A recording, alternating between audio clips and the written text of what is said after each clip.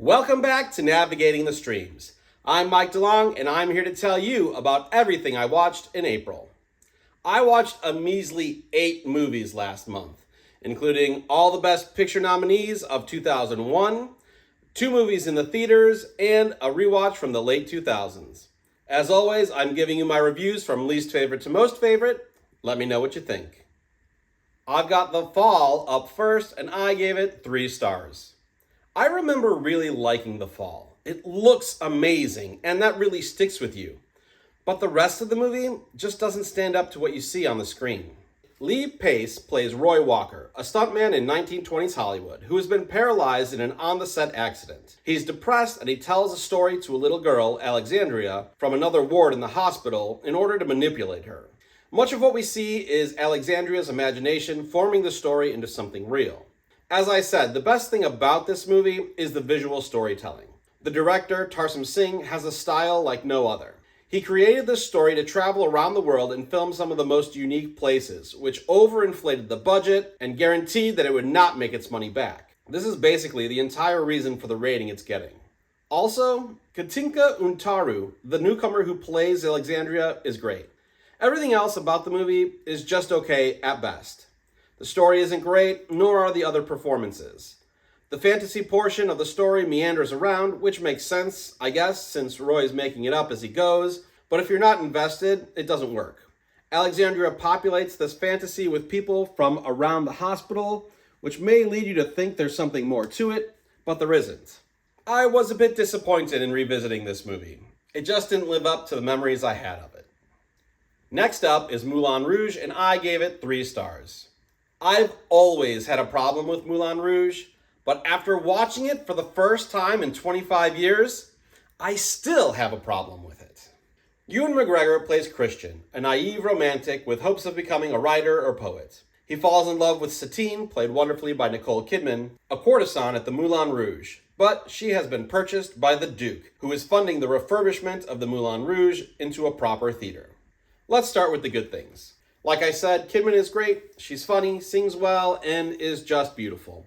McGregor is good too. Likewise, the costumes and sets are amazing, both winning Oscars. However, I hate the music. I have a problem with blaring anachronisms, so putting modern lyrics into 1899 is so off-putting for me. There's so much editing the first time we come to the Moulin Rouge that it feels like a poorly choreographed fight scene. It's dizzying, which may work for the movie, but isn't pleasant to watch. And the story. How overdone, dragged out, tired of a plot can you produce? I've seen it done better. Please, think of something new. If I were to ever rewatch this movie again, it would be with the sound off after popping some Dramamine. And that is how I recommend you watch it, too. A Beautiful Mind is up next, and I gave it 3.25 stars. In terms of Best Picture nominees of 2001, I would put A Beautiful Mind 4th out of 5. I don't think it deserved to win Best Picture, and I didn't really enjoy rewatching it either. A Beautiful Mind is about John Nash, played by Russell Crowe, a genius with bad social skills and some imaginary friends. His achievements are glossed over for paranoid delusions that he eventually confronts and overcomes. First, let's start with the performances. Russell Crowe, Jennifer Connelly, Ed Harris, and Paul Bettany are all very good. It's amazing to see Crowe go from Gladiator one year to Nash the next. It shows huge range and is the first major role that I can think of that gave him this chance. I really liked Connelly, who won the Oscar for Best Supporting Actress, but finding out that the character is Latina, this casting would never happen today. There's nothing too special about the way the movie looks. I don't know how it got a nomination for editing or makeup. The old age makeup at the end didn't look great to me. This movie won Best Adapted Screenplay, and I strongly disagree with this. There was nothing in the movie that needed to be about John Nash. His achievements are barely mentioned, and his schizophrenia is the main focus.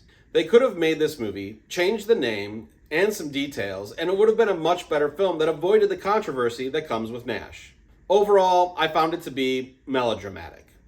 This is not a movie I was eager to revisit, and never plan on rewatching it again. It definitely was not the best of 2001. I've got the Super Mario Galaxy movie next, and I gave it 3.5 stars.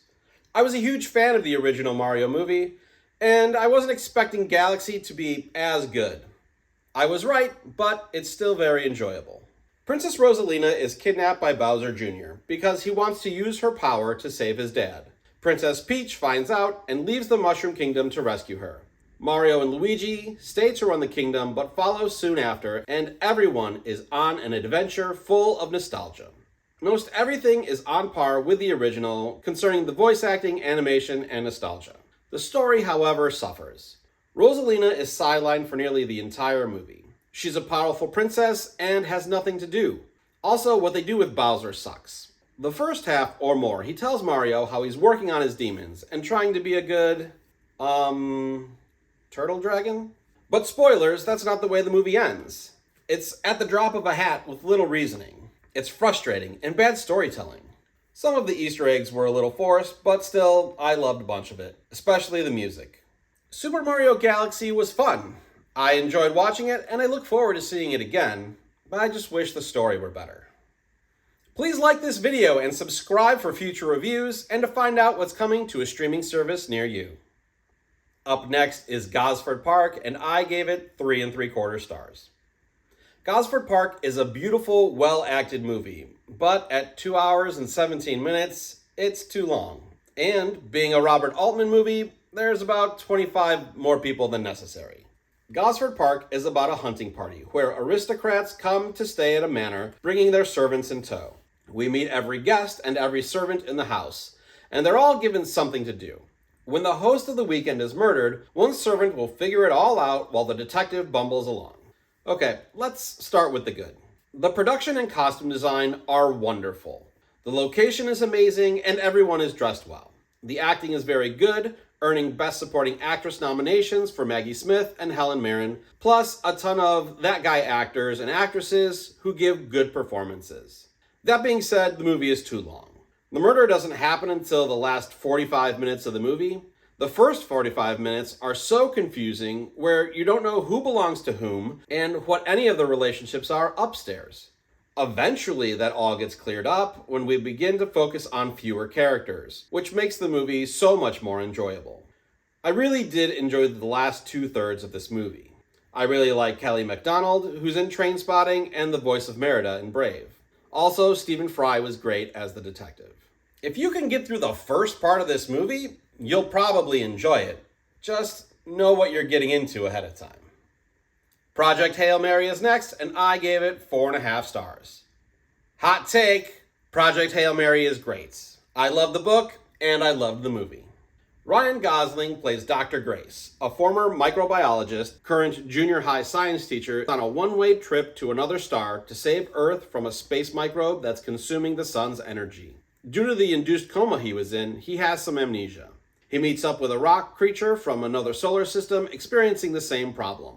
They need to learn to communicate and figure out how to solve their mutual problems together. This doesn't sound like an exciting movie, but it is. Gosling is dynamic and funny. The rock creature, who Grace names Rocky, gains our empathy. The story flashes back to Grace's time on Earth working on this project to save the world, showing us how he's getting his memory back. There's a ton of science in the movie, but it's not too deep or boring, and some things that take more time in the book are very quick in the movie without losing their value. I've got one pretty big ding on the movie for me. There's a memory that Grace retrieves that's a pretty big deal, and it's glossed over in the movie. I feel like it happens much later in the movie than in the book, and it's supposed to be a huge emotional moment for the character, but it's gone in the blink of an eye, like it didn't matter. Other than that, this movie works in every way for me. This might be the best book-to-movie translations I've ever seen. If you haven't seen it, make sure you do when it's available. I've got In the Bedroom next, and I gave it 4.5 stars. In the Bedroom is a movie few probably remember even existing, but I own it on DVD, probably because I worked at Blockbuster at the time. Tom Wilkinson and Sissy Spacek play Matt and Ruth Fowler, parents to a college-age young man who is dating an older woman with 2 boys and an abusive, soon-to-be ex-husband. The ex-husband kills the young man, and the parents are left to grieve and heal in small-town New England. The 2 leads in this movie are great. They received acting nominations throughout the season, along with Marissa Tomei, who plays Natalie, the girlfriend of their son. They are all deserving, except the bad accent work done by much of the cast, especially Tomei. but the rest of her performance is great. The setting and the production design is great. You definitely know you're in New England. I really like the story too.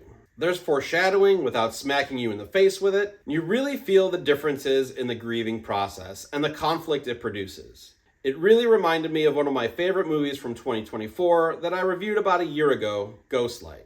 In the Bedroom is one of the best acted movies of 2001.